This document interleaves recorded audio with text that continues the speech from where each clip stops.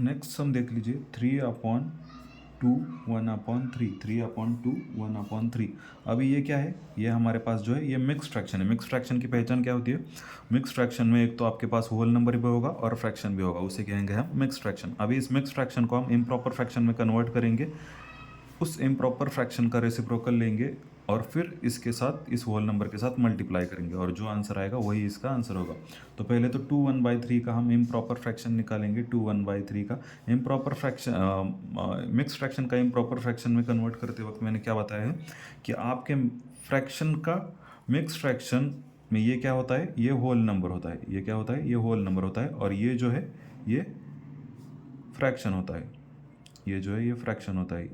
ये 3 जो है ये फ्रैक्शन का डिनोमिनेटर और 1 जो है वो फ्रैक्शन का न्यूमरेटर।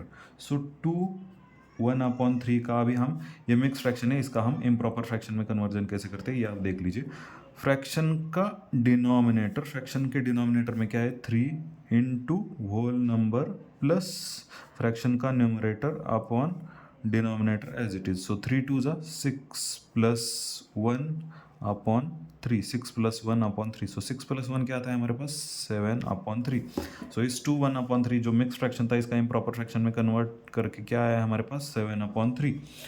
सो अभी यहाँ से प्रॉब्लम स्टार्ट होता है। ये 3 अपॉन इस 2 1/3 की जगह क्या आया हमारे पास? 7/3।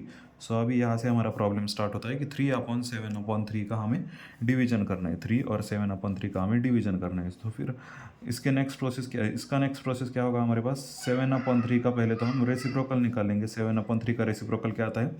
जो डिनोमिनेटर में है वो न्यूमरेटर में चला जाएगा, जो न्यूमरेटर में है वो डिनोमिनेटर में आ जाएगा। सो 7/3 का रेसिप्रोकल क्या है हमारे पास? 3/7। अभी देख लीजिए क्या करेंगे। 3 एज इट इज़, ये whole number as it is लिख लेंगे और 7/3 का रेसिप्रोकल क्या है हमारे पास? 3/7। 3/7 लिख लेंगे और बीच में डिवीजन की जगह मल्टीप्लिकेशन का साइन, डिवीजन की जगह मल्टीप्लिकेशन का साइन। और किसी भी होल नंबर का फ्रैक्शन के साथ मल्टीप्लिकेशन कैसे किया जाता है कि उस होल नंबर के साथ फ्रैक्शन का न्यूमरेटर, उन दोनों का मल्टीप्लिकेशन अपॉन फ्रैक्शन का denominator as it is. So 3 3 ज़ा क्या आता है हमारे पास? 9/7। सो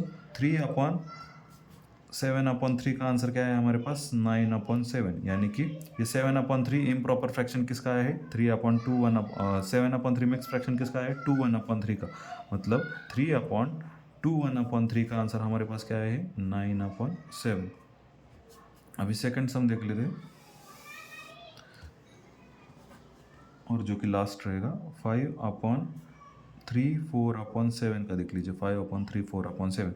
अभी पहले इस मिक्स फ्रैक्शन को इम्प्रॉपर फ्रैक्शन में कन्वर्ट करके उसका रेसिप्रोकल ले लेंगे और उसके रेसिप्रोकल के साथ इस होल नंबर को मल्टीप्लाई कर देंगे। जो आंसर आएगा वही आपकी इस डिवीजन का आंसर होगा। पहले तो 3 4/7 का हम इम्प्रॉपर फ्रैक्शन में कन्वर्ट कर लेते हैं इसको।